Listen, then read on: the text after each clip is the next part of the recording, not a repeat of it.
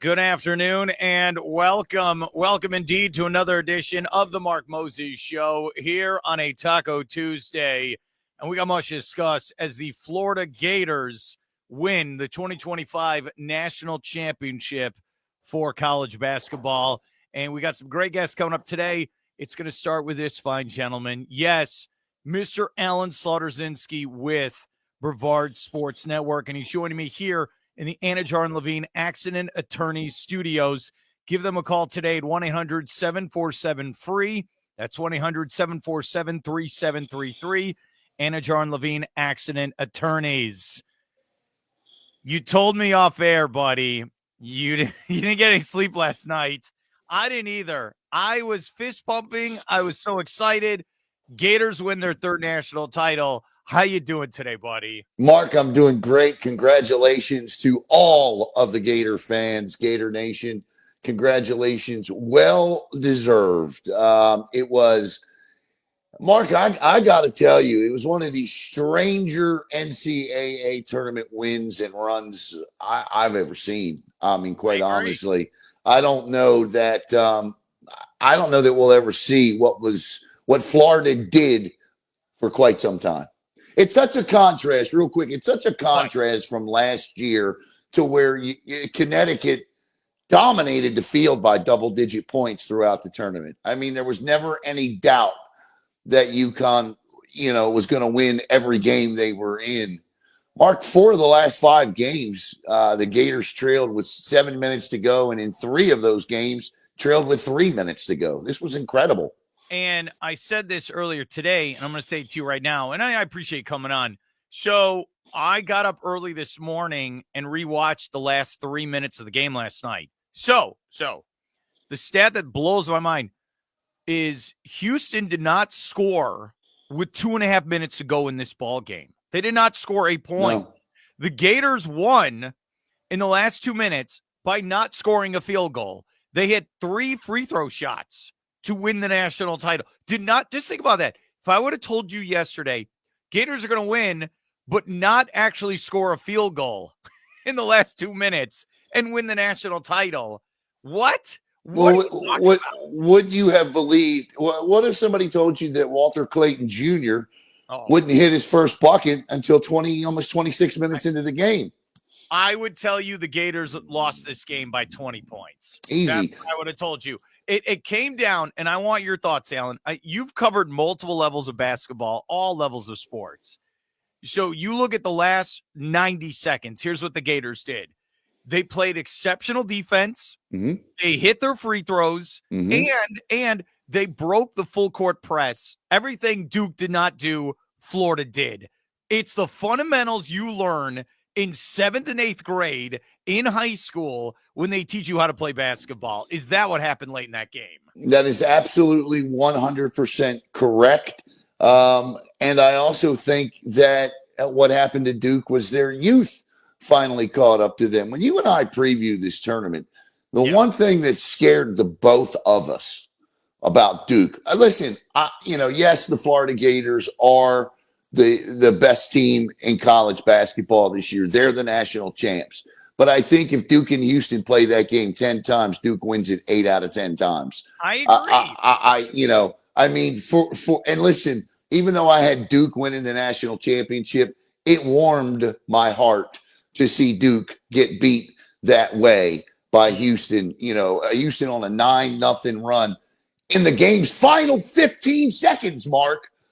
When's the last time you saw a 9-0 run in 15 seconds to win a basketball game other than your Bulls recently, right? I mean, It is absolutely incredible how this Final Four played out.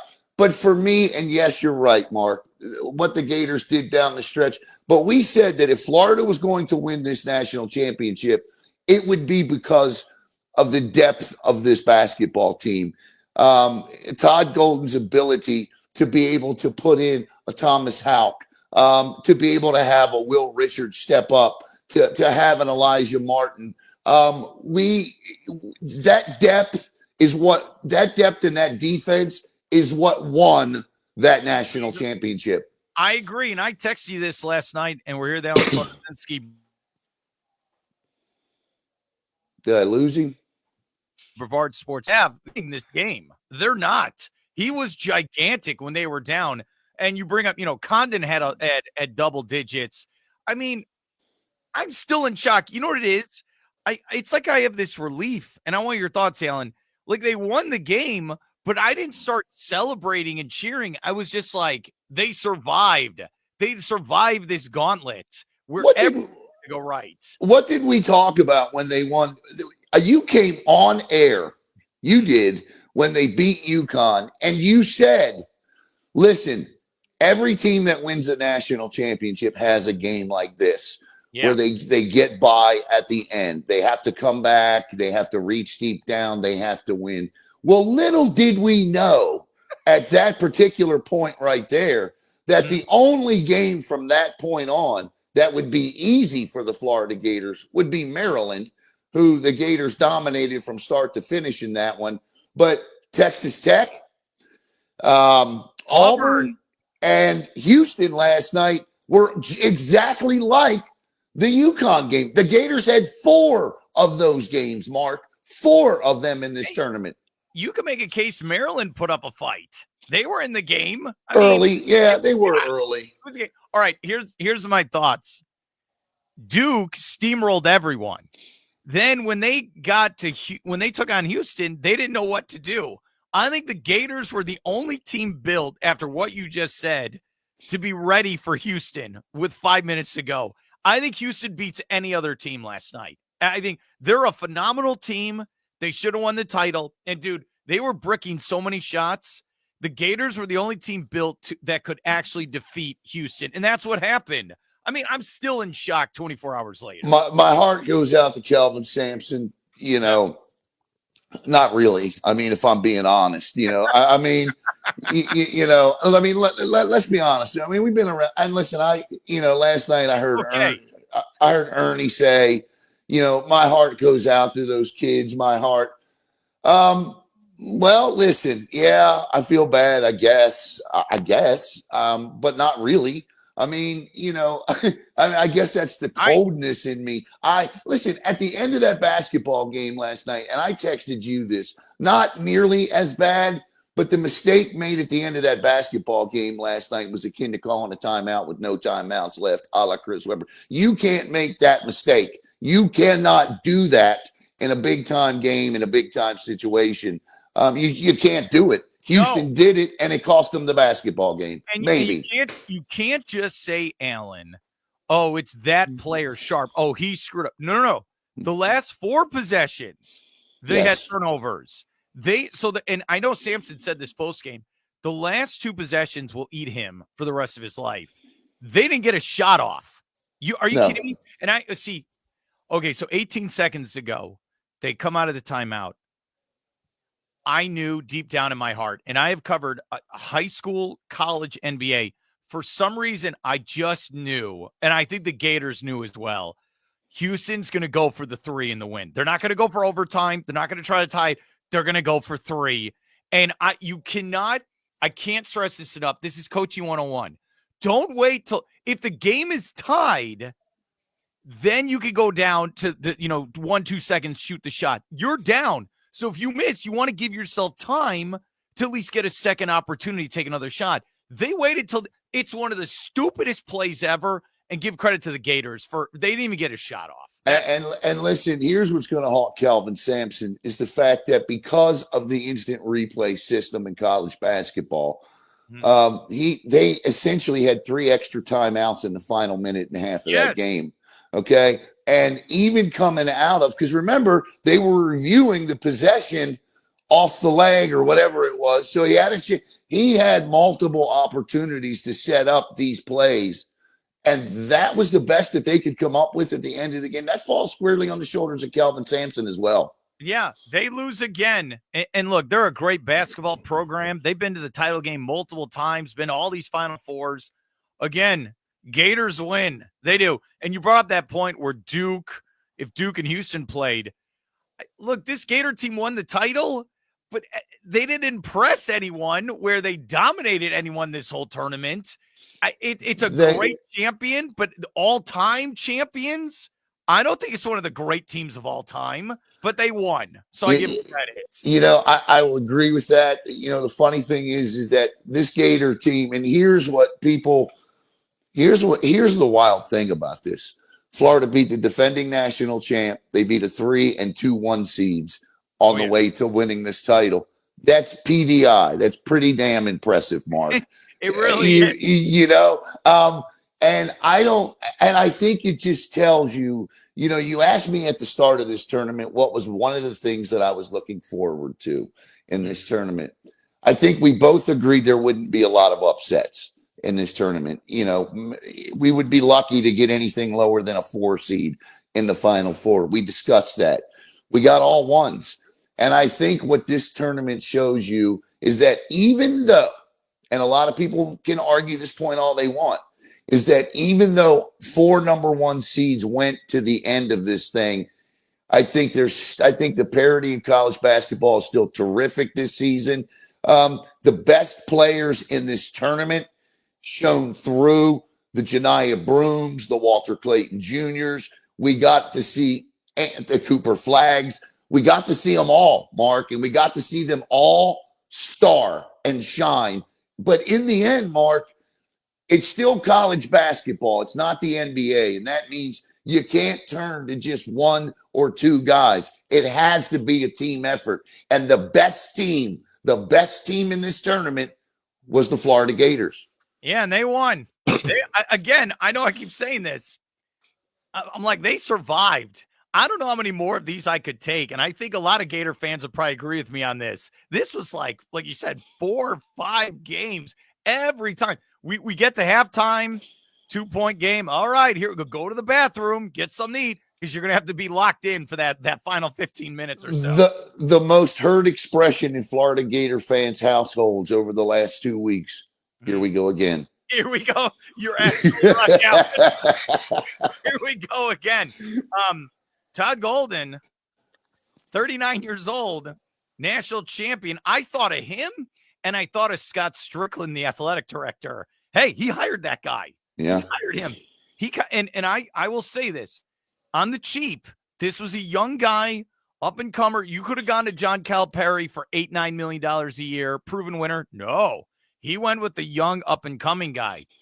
Do you feel like, okay, this guy won a national title, he's young, he can go win more national titles and maybe become the new Billy Donovan at Florida? I so totally agree with that, because where's he going to go now?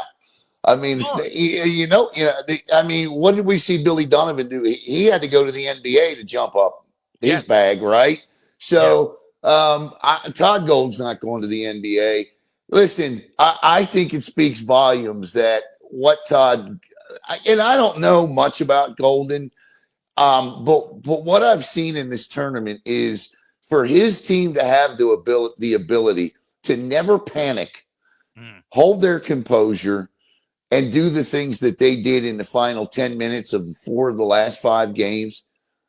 Listen, man, there's some messages that young guy gets across to his team, and it's impressive. And you know what's crazy? They never really gone on a big run together before. This is what's so shocking. You bring up, the Cinderella, the new current state of college basketball, Alan. This team was built pretty much through the transfer portal. There are guys on this team, but you look at Clayton, Martin, all these big names came from other teams. They came together. Clayton was at Iona in his freshman year. Where was what's his name? Was at FAU a couple years ago? Martin was 2 years ago. Right. This is the new norm. This is what's going to be. A Cinderella now is going to be a team from a Power 5, like example in our backyard. A UCF will be a Cinderella. Even though they play Power 5 basketball in the Big 12, them going to the Sweet 16, that'll be your Cinderella. The Ionas of the world, I'm sorry, I'm a hater. They're not going to make a run. Well, it's done. Eventually you're going to see this thing where, wow. And it's fitting the SEC wins the national championship. They had the most teams in it. They should have won the national championship. So I just think that I really enjoyed this tournament. And I think too. watching games where I knew no players, I really enjoyed this tournament, and I hope and pray that moving forward, and you're right, that's what we're going to see. We're going to see a 5 seed, a 4 seed. That you're right, Mark. That's going to be the Cinderella seed right there. You know, that's the if that team can win a national championship, there's your 11-12, so to speak. You know what I mean? Okay, we're here now on Zlotorzynski, Brevard Sports Network.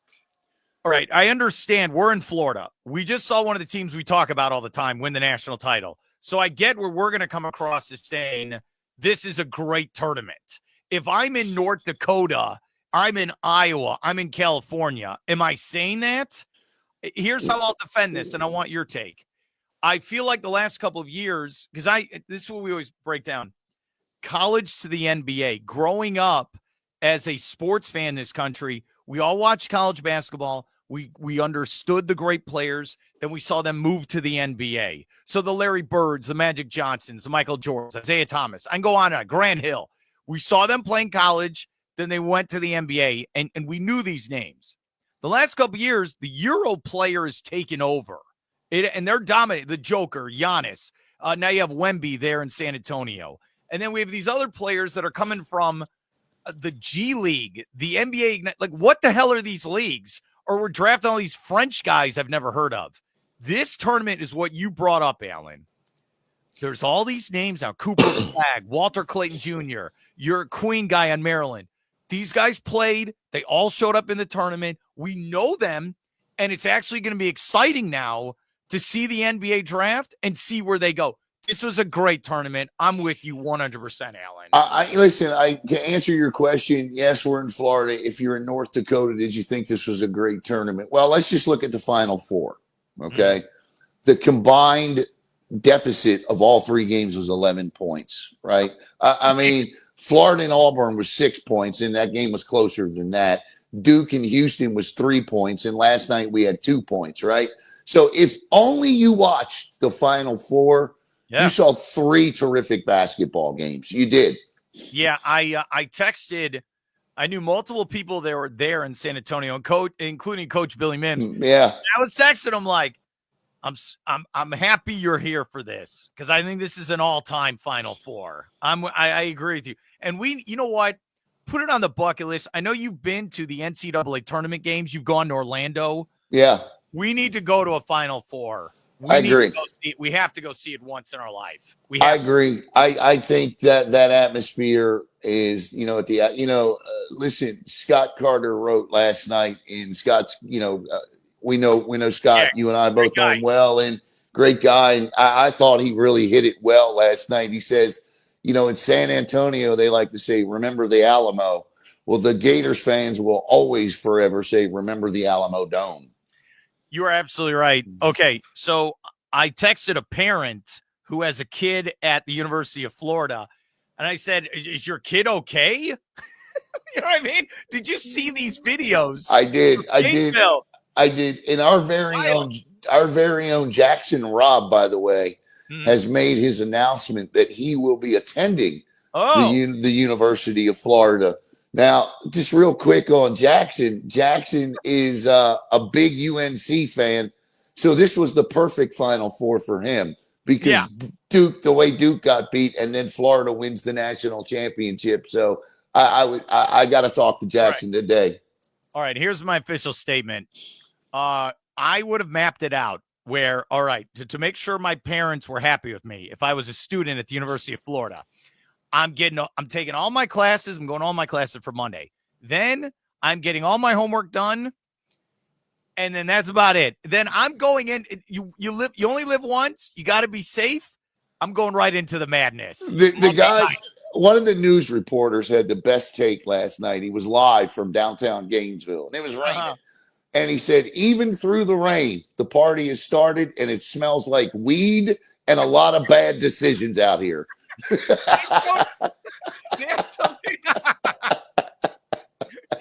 That's college summed up right there, buddy. Weed and a lot of bad decisions out here tonight. Dude, I got the email from the university around like midnight. They're like, hey, we're going to have a party, like a victory type parade thing at 1:30 today. I'm like, look, None's getting done.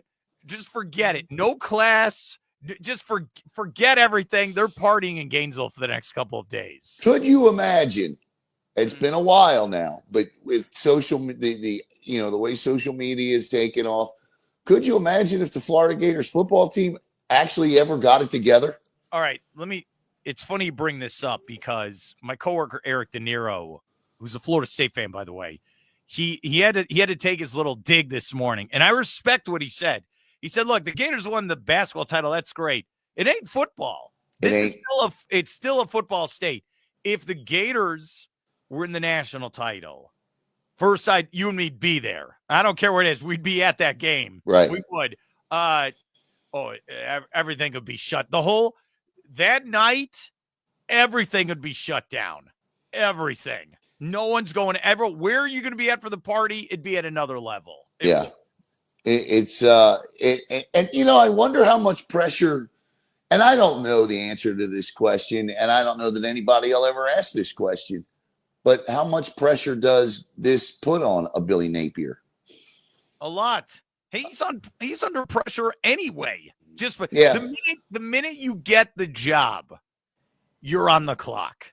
You're right. You better win. But you look at where this basketball team came from. Yeah. And you look at what it did last night. Yeah, it's an interesting conundrum for Florida. If you're Todd Golden, hey, I'm a champion now. Yeah, I own Gainesville. Yeah, don't talk to me. And I know Coach is a nice guy, but it's one of those things like, I'm sorry, you can't be critical of me. I just won the title. All right.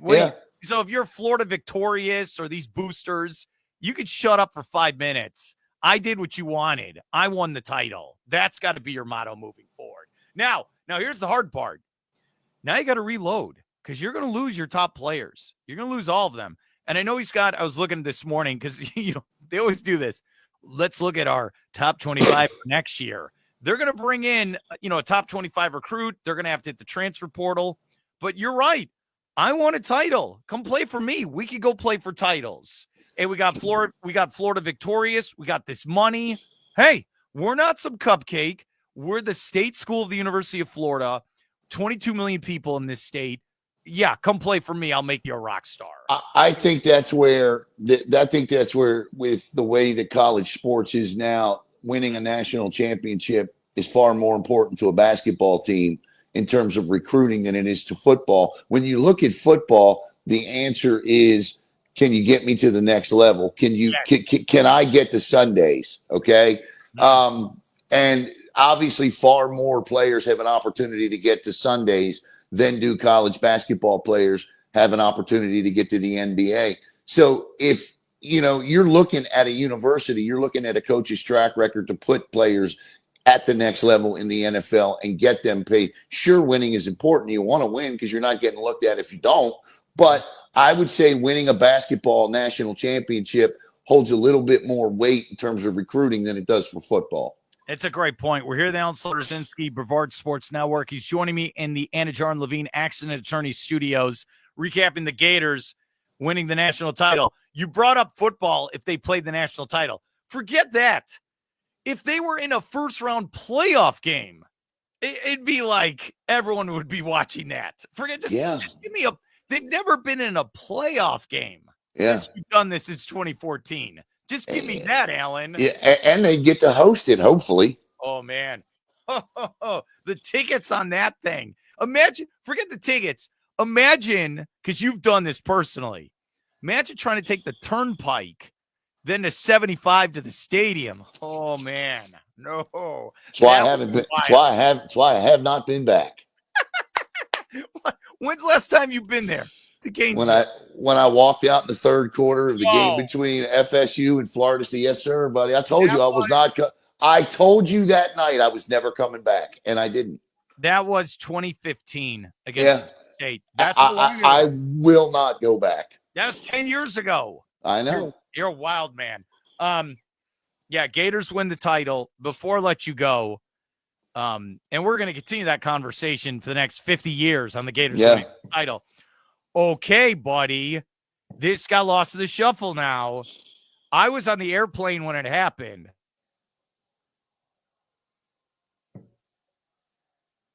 It's Ovechkin.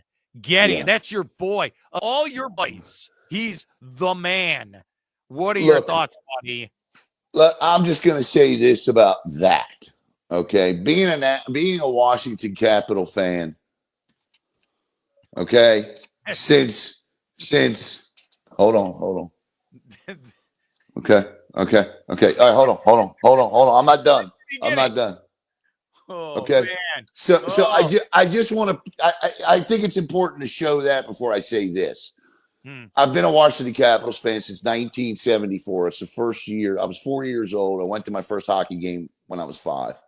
When Alex Ovechkin scored that goal, the way he scored that goal, the way he scored hundreds of his goals from the top of the circle with a wrist shot, beating a goalie with a 95-mile-an-hour wrister, and it goes in. Chills and then tears, a little bit of tears, man. Listen, it was a great moment. That's a record I never thought would be broken, ever thought would be broken.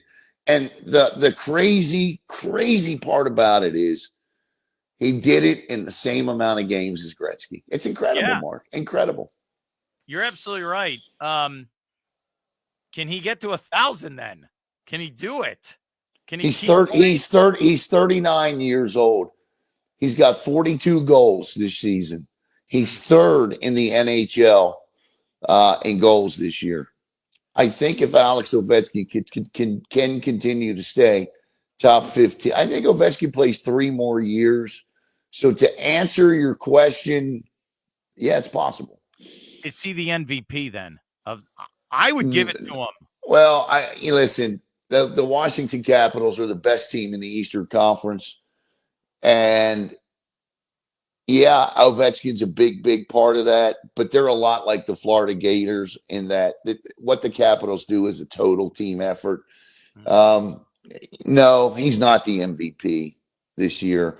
But I will be honest with you and tell you that he'll pick up something. He'll pick up some kind of award. That was a great moment for hockey. It was a great moment for sports, and I appreciate how the NHL handled it.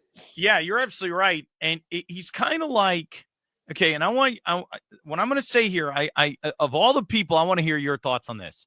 So he's had a 50 goal season, but most of the time, he's never had 60.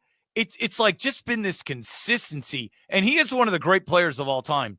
In fact, he's at 39 years old with 40 plus goals. Is it kind of like Hank Aaron, where it's just been consistent nonstop for 20 years? If you put Gretzky and Ovechkin side by side, and you look at the goals per year in their careers, right? Gretzky blew away Ovechkin in the early, in the younger stages of their. Where Alex Ovechkin has really caught Wayne Gretzky has been from the 29 to 39 age era. It's the back half of Ovechkin's career that's allowed him to catch Gretzky. The consistency, he's like, I guess, the best way to put this for non-hockey fans, he's out there doing Tom Brady things at Tom Brady's age. And that's the best way to put it.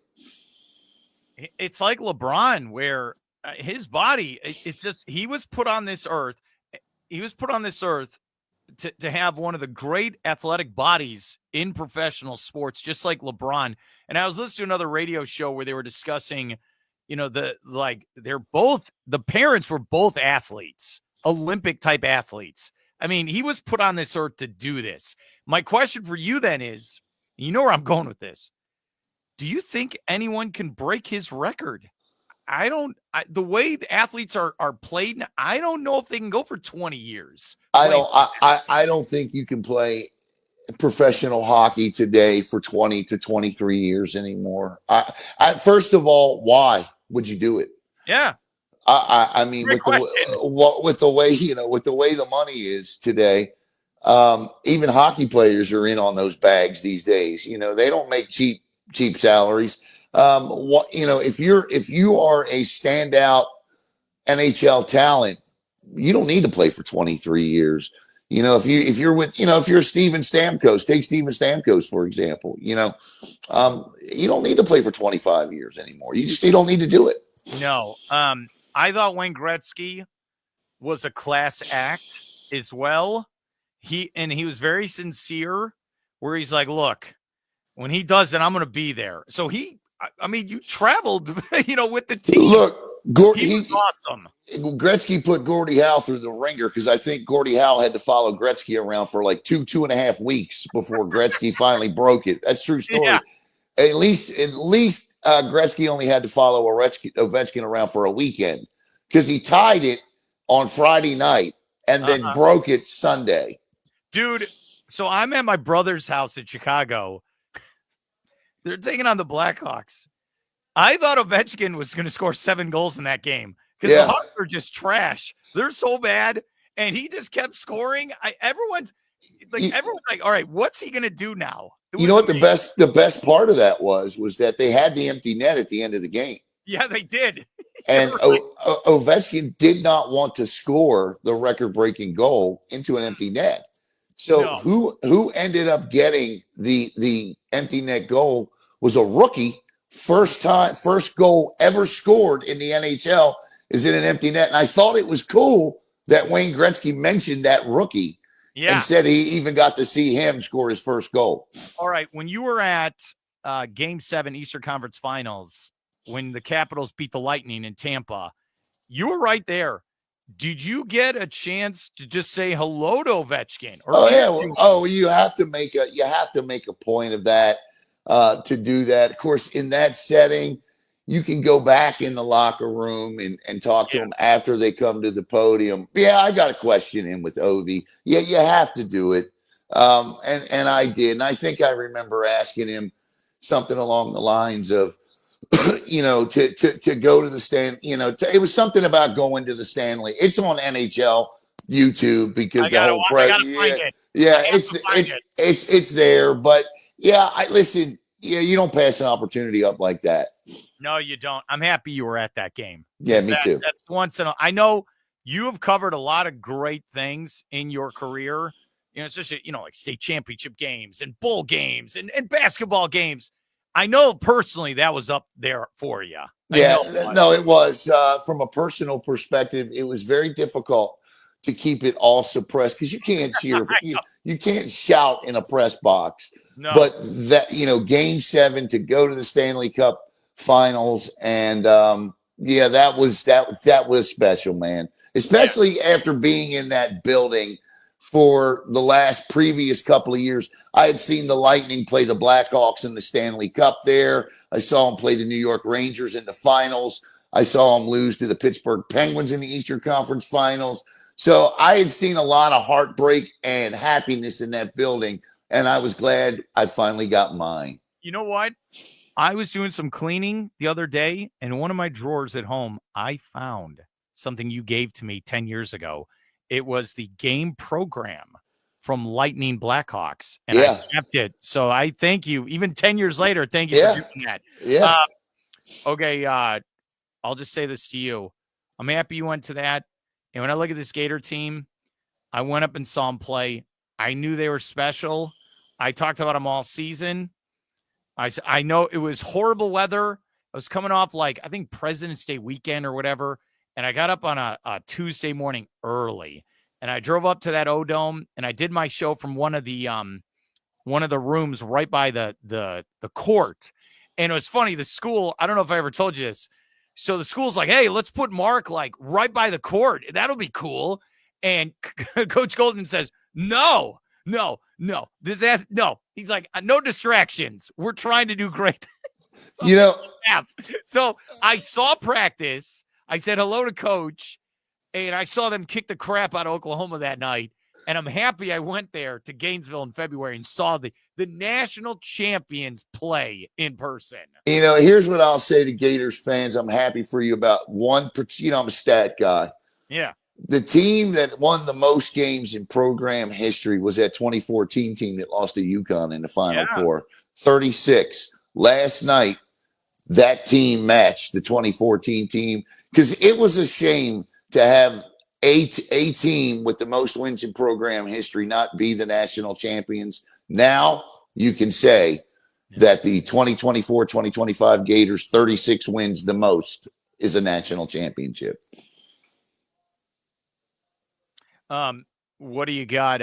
What do you got going on tonight for Brevard Sports Network? We got softball. We got a lot, it's that time of the year, Mark. It is. We got coaching hires. 2 new basketball coaches have been hired. Duell Fighter at Space Coast and Duke Leonardo at Satellite. Yeah, congratulations to those guys. And then we got softball tonight. Team from New York coming down to play O'Galley. We're going to do that game. And then we've got districts and regionals coming up for softball and lacrosse and baseball. So stay tuned. You're busy. You are. You're very busy, man. But I know you had time last night to watch that Gator game. Of course. I know you did. Alan Zlotorzynski, I'll let you go. Appreciate coming on, and good luck with your coverage for the rest of the week, all right? Appreciate you, Mark. Talk to you next week, buddy. All right, good stuff. Alan's a great friend of mine. He does a great job with Brevard Sports Network. Always check him out. And yes, we are here on the Anidjar and Lavine Accident Attorney Studios. Look, if you get into a car accident, truck accident, slip and fall, here's what you need to do. Call my friends at Anidjar and Lavine. That's Mark Anidjar and Glenn Lavine. They will fight for you and get you the maximum compensation you deserve. Call for a free consultation and don't settle for just any attorney. Demand Anidjar and Lavine. Take back control of your life. Call them today. 1-800-747-FREE. That's 1-800-747-3733. Anidjar and Lavine Accident Attorneys. All right, this morning, he was very tired. He's covered the Gators all season long. He's John Frary with Sports Now. Here's what I'm going to play. His thoughts on the Gators winning the national title last night. Let's hear from John. And joining me right now here on the Mark Moses Show podcast is my great friend, Mr. John Frary with Sports Now up there in Jacksonville. He has covered this Florida Gator basketball team all season long. I know he got no sleep last night, but he's ready to break it down. John, how you doing today, buddy? It's a glorious day, Mark. You're right. Very little sleep, wee hours of the morning, but it was well worth it. A 3rd national title for the Florida Gators, and doing it the way they did it. They out-Houston last night, and I didn't think that was possible. They didn't even reach 70 points, and Houston had been 33-0 when they held teams to less than 70. But Florida found a way, and when you watch a game live, you kind of miss things in the excitement of the game. So I went back to watch the final 3 minutes again. I didn't even realize Florida's last 5 points were from the free throw line. The last field goal they made was a Walter Clayton 3, ironically. I was going to bring that up with you. I did the same thing. I woke up today just like you, and I watched the last couple of minutes, and I think the stat was Houston did not score in the last 2.5 minutes, 4 straight turnovers. If you would have told me that yesterday morning, oh, yeah, the Gators would hit free throws and win the game, you'd say I'm crazy, right, John, when you look at this game? I would have. The way it played out, I thought Florida had no chance because it was a defensive, physical game, and that's what Houston and Kelvin Sampson wanted. And I give Houston all the credit in the world. They basically took Walter Clayton out of that game until the final 8 minutes. And the other thing I would have said yesterday morning, Mark, if you had told me Walter Clayton wouldn't have a field goal in this game until inside of the 8-minute mark in the second half, I'd say there's no way they're going to win. But yet he scored 11 points in the final 8 minutes. To his credit, he kept his head in the game. I think Todd Golden made a great move by sitting him down for a period in the second half because it allowed him to clear his head. And then it looked like he was more engaged in the game, Clayton, when he came back in. And Will Richard came up big time last night. Without him in the first half, Florida's not even close to make this comeback and win this national title. You are absolutely right. He had 14 points in that first half, 18 overall to lead the team, which is bizarre to say out loud. But does that kind of show, you look at this run, especially the last 5 games of this tournament, someone on the team stepped up every single game. Did it feel like that, especially with what Richard did last night? It did. This team always found a way to win no matter what style you played them, no matter what obstacle they faced. Last night, Will Richard stepped up. Alex Condon only had 1 point on Saturday in the win over Auburn, yet they found a way to win that game as well.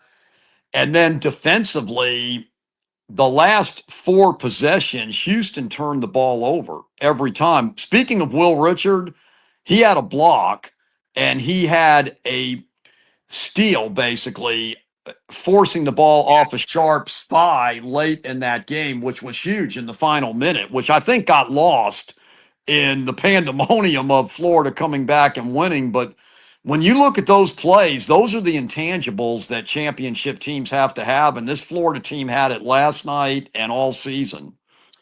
We are here with John Frary Sports Now, recapping the Gators winning the national title. Does it feel like, it's not like, oh, let's break out the champagne, let's celebrate for the next 5 days. It's kind of like this relief. I want to get your thoughts. Like, I'm not like, yay. I'm like, I'm just happy they survived. Is that how you feel today? I'm a little bit of both, but I know what you mean by the relief, because Florida came in as a 1 seed. That means you have all the expectations to win. That's hard to do. And when you think about it, this is a Florida team that had no experience winning in the NCAA tournament other than Elijah Martin from his FAU days 2 years ago. The rest of these kids had never won a game in the tournament before this year, including Todd Golden.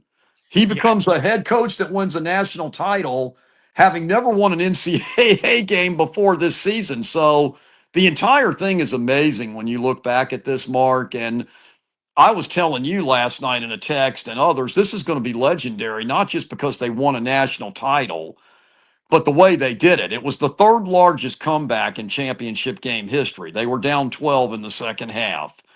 They were down 9 with a little bit over 3 minutes to go against Texas Tech. They were down 8 at halftime to Auburn.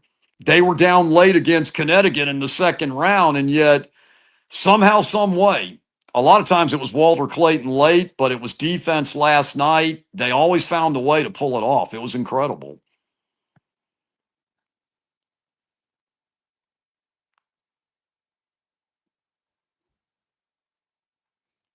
We're here with John Frary Sports Now, talking Gator basketballs. They have won now their 3rd national title, first time since 2007.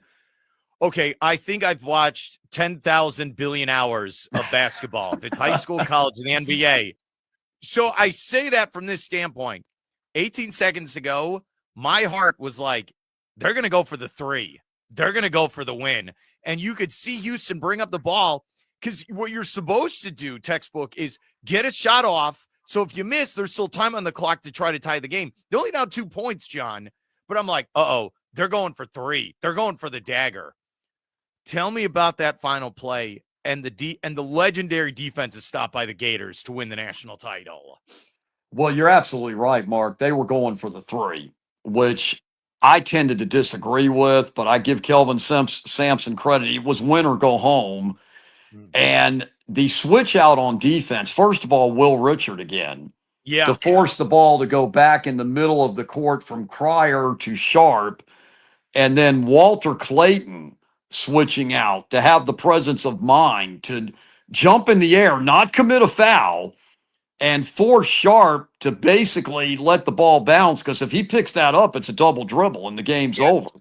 And then Condon diving on the floor, which was emblematic of the way this team played all year and the time expiring. And for Florida to beat Houston on defense at their own game, which was what so phenomenal about this. If you had told me that was the way it was going to end, there was no way I would have believed it. And when Denzel Aberdeen missed the first of 2 free throws, when Florida was up 64-63, in my mind, with the 18 seconds left, I said, that's leaving the door open for Houston to do what you just articulated, hit a game-winning 3 and a walk-off national championship win. But this Florida team was well coached, very disciplined, and completed all their assignments and was able to force the turnover and walk away with a national title. We're here, John Frary, talking Gator basketball. Yes, they are the national champions. You're right. So Martin hit 2 free throws. Aberdeen hit 1.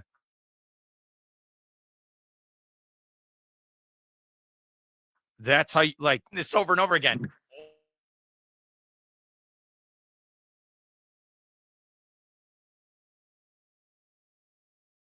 For Houston, and you see all the faults that Duke had. What did Florida do late? And I want your thoughts on this. Okay, here's what they did. They hit their free throws when they had to. They understood how to beat the full court press, and they played championship defense. These are fundamental things they teach you in junior high when you start playing organized basketball. Don't you feel like that's what they practice all day Sunday and Monday morning? Hit your free throws. Here's how you beat the press. It's fundamentals. Is that how they got it done? Absolutely. And they stayed even keeled. Like Todd Golden said, there was never any highs or lows. They stayed even keeled the whole way. Composure. It's one thing to do those fundamentals when you're in a regular season game, Mark. It's another thing to do it with 2 minutes left and the national championship's on the line. But that's what Florida was able to do last night. And I think something that got lost in the woodwork of this game, too, if you remember, Ruben Chinyulu got a technical foul. After he fouled, he bounced the ball on the court, and he got a technical foul. Elijah Martin took him aside and took the team aside at midcourt. And I think his leadership helped that team as far as calming down, keeping their composure late, and being able to make those fundamental plays you just laid out. So I think a lot of stuff got lost in this that obviously the offense and for Clayton is the glamorous side of it. But the fundamentals, the hardcore defense, and being able to keep your composure late is what won this national championship for Florida last night. Okay, I'll be honest with you, John. When they called that technical on Florida, I was drinking a water bottle and I smashed it on the ground. It was a tie game. You get 2 free throw shots and the ball. See, this goes to a bigger thing with Houston. They had so many opportunities to knock out the Gators. Multiple. They were missing so many shots. So I'm like, in hindsight now that I've slept on it, I watched it again. Houston, again, another opportunity slipped away in a title game in their great history. They should have won that game last night, but they didn't. They had so many opportunities. And then the final, and I know Sampson talked about this, final 2 possessions, don't even get a shot off. And it's a 2-point loss. They're going to eat this forever, John. It's so bad if you're Houston. No doubt. I feel for them. Obviously, I didn't want them to win at the expense of Florida, but you're right, Mark. The game plan was magnificent by Kelvin Sampson, and the kids executed it to perfection, except for the final 3 minutes of the game, which is obviously the most important. Florida only led for 1 minute and 4 seconds of this game. Think about that for a minute. And they didn't get the lead after 8-6. They didn't get back in front until 46 and a half seconds were left when Elijah Martin converted the second of 2 free throws. Yeah, so free throws is how they I keep saying it. When I was watching the game, those were the 2 best teams. They were like hands down. I know Duke's still crying. John, those were the 2 best teams last night, and they played a great game. Just overall, was that just a fantastic Final Four with the 2 semifinals and the title game? It was spectacular, Mark. You had 4 1 seeds, and normally it's hard to live up to that billing, but it did and more. And every game had drama, had excitement all the way to the end. And I agree with you, by the way. I kind of thought going in last night, maybe they weren't the 2 best, but to see the way Houston played in the middle of that, I was like, I'll be darned, Houston is really this good. I did not think they were going in, even though I know they were a 1 seed. I was more sold on Duke, I'll be honest with you. And I had feared Duke more for Florida because of their length and their bench, just like Florida. But in the end, Houston was deserving of being in that final. And yeah, they really should have won. I'm going to be honest. They outplayed Florida for about 90% of that game. But again, down the stretch, Florida's composure and the ability to make what needs to be made in the crucial moments is what won yet another game for these Gators. Okay, John Frary, I said this yesterday as my preview. I was like, Duke was not battle tested. They blew everyone out. So with 2 minutes to go in that game, it's the first time they were under pressure, and they cracked under the pressure. Florida was ready because of what you said earlier. The UConn game, Texas Tech, Maryland, Auburn. Houston would have beaten any other team last night, but was Florida ready for that situation? I couldn't agree more. I said that on my radio show yesterday, that the reason Duke lost is because they had not been battle tested all year. They had not had a game that came down to the end. And you could tell on Saturday night when Houston got ahead, the look on Cooper Flagg's face when he went over to the sideline, and I think John Shire told him, you're going to have to be the one to make the winning shot. And nothing against him. He's the Wooden Award winner. The young man's going to have a great NBA career, I think. But I think the magnitude of that moment and for Duke got to them, unlike Florida, where they had been in these so many times, as you just laid out, Mark. And I think Walter Clayton would have made that shot. I just firmly believe it because of the way he had been all tournament long, and that Florida had a belief no matter what was going to happen, they were going to win. Duke did not, because they had not been forced to face that type of adversity. And I think that played out over this Final Four. You know what's so funny is Clayton has really ascended himself, as I've said, into a top 5 pick now. I said lottery, and then after the semifinal, getting 30, said top 5. There was a chance there. If he would have been shut out in the title game and played terribly, his draft stock could have been plummeting after that game. Did he save himself as a prospect getting 11 late in that game? I think he did. Yeah, I think it would have plummeted if he had not responded in the final 8 minutes like he did, Mark, and showed the composure. Because a lot of times when you have an off night, that affects the rest of your game, especially your defense. That never did with Walter last night. Is obviously the last play speaking volumes. So I think it did help his future. I really do. And I think maybe it's going to help some of the other guys' futures moving forward too. Maybe not NBA, but maybe next year for the Gators. But Walter Clayton showed a lot of class the way he handled the adversity. And I like what he did at the end of the game too. I don't know if you saw this, Mark. It was on social media, but he consoled Sharp. He went over right after the game, put his hand on his shoulder. Sharp was bent down. I don't know what he said to him, but you could tell it was a touching, and I thought a nice moment that Walter had the presence of mind to do that too. Yeah, because it's this weird emotion where both teams, there's so much stress, so much pressure. You didn't know, I didn't know what was going to happen at the end, and the Gators survived. That's how I look at it. All right, so when they build the statue outside of the O-Dome, should it be Clayton? Should it be Clayton going for the block at the, what should it be? I mean, it's defense wins championships. I think that's what you would build if you're going to do a statue. How about you? I think so after last night. And who would have thought we'd be having this conversation 24 hours ago? You probably would have said it's of Clayton making a 3. But after last night, absolutely. And he's going to go down, in my opinion, Mark, at least right now. Who knows what happens in the future? And this is unbelievable to say, but as maybe the greatest Gator basketball player ever. And that's with the team that won back-to-back national championships. Pro, but I'm astounded to say that. And with the defensive closeout to win it, I think he goes down as the greatest Gator basketball player. Yeah, and I like Hawk, by the way. He's my guy. All right. He had a big play the second to last possession. I think, was it him or Condon who got the turnover where it hit him kind of in the groin and he got the ball out? Was that Hawk or Condon? I can't remember now. It was Houck that got it, and it hit Condon in the groin, but it was Houck that forced it. And also, by the way, I'm glad you brought up Houck. I thought when it was 45-39 in favor of Houston, Houck made a deflection around midcourt that created a turnover, and then Richard and Houck went down. Houck got fouled, still managed to get the ball in the basket, converted the free throw, and that was the first time I thought Florida might win, Mark. I thought wow, they might still pull this out. That made it 45-42, but you had a feeling that Gator train was coming, that they were going to Yep. make a run and they were going to force Houston to have to win this out. Before that, I thought Houston might win going away, but that's when I thought in my mind, these Gators are not going to go away, even with this Houston defense and tenacity.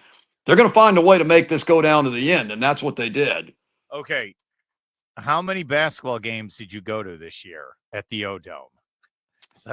I want to say 7 off the top of my head. Ooh. Yeah, I went to a few. Was there a moment where you're like, okay, this team might be special at one of the games? I thought in February when they played Texas, believe it or not, I thought just the way the parts came together, I thought they might be special. Now, did I think national championship? No. No way. No. I didn't think that until March, and honestly, I didn't think that until SEC tournament. Even when they were winning these games late at the end of the regular season, in the back of my mind, I still kept thinking this is a third-year head coach and a team that has never won an NCAA tournament game with them. And I thought those things just don't normally happen, Mark, where a team with very little or no experience goes on a run to win 6 in the NCAA tournament. But that's what this team did. But I thought in February they had the potential to be special and maybe get to the 16 or Elite 8. But Final Four national title, not until almost the beginning of the tournament did I think that. Yeah, and that's fair. I told you I saw him play Oklahoma. It was like February 18th. I saw him play in person. They hammered Oklahoma. And I remember going on the air the next day saying, yeah, this is a good team. I don't know if they're great, but you know what it is? I don't know if anyone was great this year. It wasn't like we had UConn the last 2 years where they're just hammering people. But you know what? Hey, this was the gauntlet. They went through it. So we'll end with this. Mr. Todd Golden, it was a crazy year for him. He's 39 years old. He's a champion. Does he have the potential now to be the new Billy Donovan, or maybe, I don't know, a Coach K type character in college basketball? I think so. He's only 39 years old. He's got a national title on his resume, which not many in the profession have right now that are currently coaching. If he goes into a young man's living room from this day forward, he can always say, I can take you to the top. I mean, there's no debating that now. So, and he seems to have an ability to stay composed during these games too. And I'll tell you something else that I think got lost. Out of timeouts, Todd Golden might have been the best with the plays that Florida came out with after a timeout. For instance, when it was 60-57, after the timeout, he set a play that got Walter Clayton open for a 3. And Walter Clayton didn't have many open looks last night. But after timeouts throughout the year, and really throughout the 3 years he's been there, that's the one thing I've noticed about him is that they always have sets that seem to work. And I don't know what he does in between those timeouts, but I think that's a skill that is really gone unnoticed. And I think that was another key to Florida winning last night and this whole year. Yeah, there were plenty of plays last night where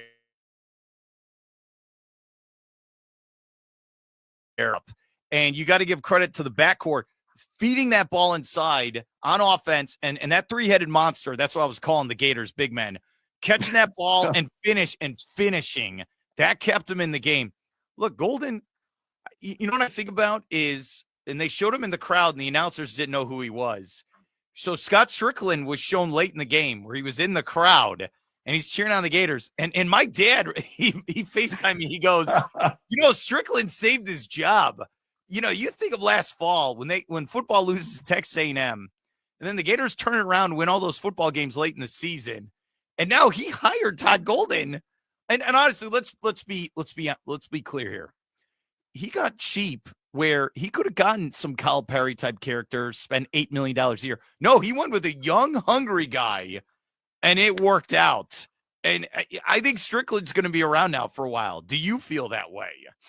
I do, and it's funny you bring up the announcers didn't know who he was because I thought the same thing. I said, they're basketball guys. They have no clue who the athletic director is at the University of Florida. But this takes the pressure off Scott Strickland, and I think, regardless of what happens with Billy Napier, I think if they do have to eventually move on from him, maybe Florida decides to let a committee hire the next head coach. But I think Strickland will remain because of this national championship and the facilities he's been able to build down there. The combination of the two, yeah, I think this went a long way in saving his job. I couldn't agree more. Okay. Are you going to buy the hat or the shirt? Oh, everything. Everything, my man. Everything. Will you John Frary, will you wear it? Or are you like me where you keep it in the wrapping and leave it in the closet? What are you going to do? That's a hard question. I might have to get two of them so I can wear one and keep the other one in the wrapping in the closet because, Mark, it's been 18 years since Florida won a national title in basketball. It's been 17 years since football. Those are the two most important sports. Nothing against the rest, but those are the two most of your listeners, fans, viewers watch. We all know that. Florida's been irrelevant for quite a while in those two sports. They have. Let's be real about it nationally. And to put them back on stage like they were last night, I didn't know if I'd live to see this again, my friend. I'm going to be honest with you. It's been a minute. So I think, yeah, this was big time important for the whole athletic program to get themselves back on a national stage like this. And I think Todd Golden has the potential to keep them on that stage year in and year out. He may not win another national title, but I think they're going to be a contender for a while to come now.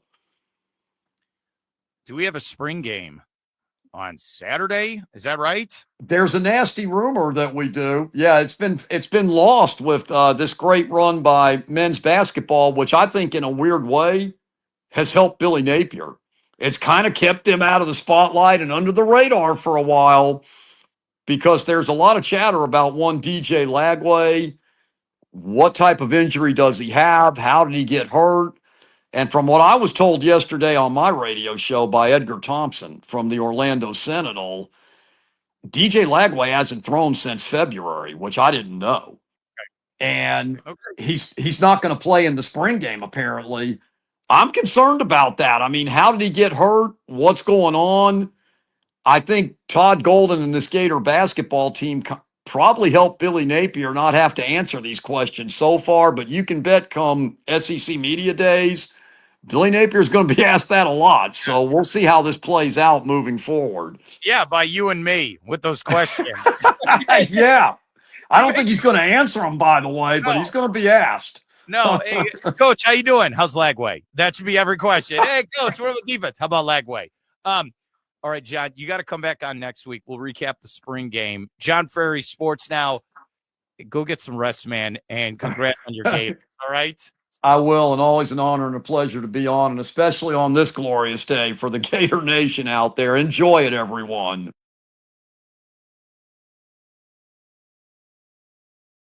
He is a great dude. And yeah, Gators win the national title in college basketball. They defeat the Houston Cougars in an all-timer 65-63 to win their third national since 2007.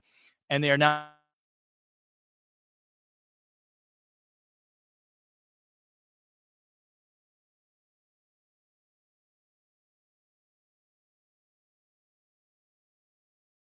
they're having the rally, the pep rally, the parade going on right now in Gainesville. And I'm looking at some of the videos, and yeah, there's a big crowd going on.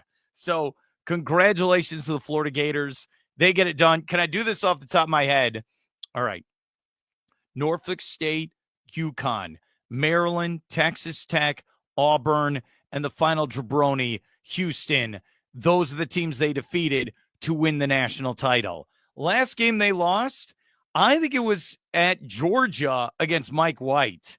Then ever since then, they went crazy. Won all the games to win the SEC tournament, won all those games in the NCAA tournament. Congratulations to the Florida Gators. Before I get out of here, I want to thank Alan Zlotorzynski, Brevard Sports Network, John Frary with Sports Now. They join me all the time. Love talking to those guys. I know Mike Malone, the head basketball coach at Denver, and their general manager with the Nuggets were both fired today with about 3 or 4 games left in the regular season of the NBA. So NBA is going to be crazy moving forward. And I know the Magic locally, they have 4 games to go.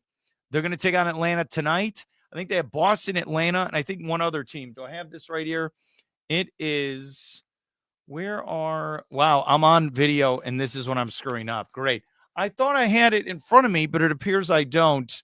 All right, we'll check. Yeah, 4 games to go for the Magic play-in tournament, which they've locked into, where you got to be the 7 through 10 seed. Yeah, the Magic are going to maybe, hopefully, host a playoff game there at the Kia Center next week. Win that, then go as the 7th or 8th seed. We'll find out. So for everyone, I'm Mark Moses. Have a great night. We are here on the Anidjar and Lavine Accident Attorney Studios. We'll see you tomorrow. Chomp, chomp. Gators are the champs. We'll talk to you tomorrow right here on the Mark Moses Show.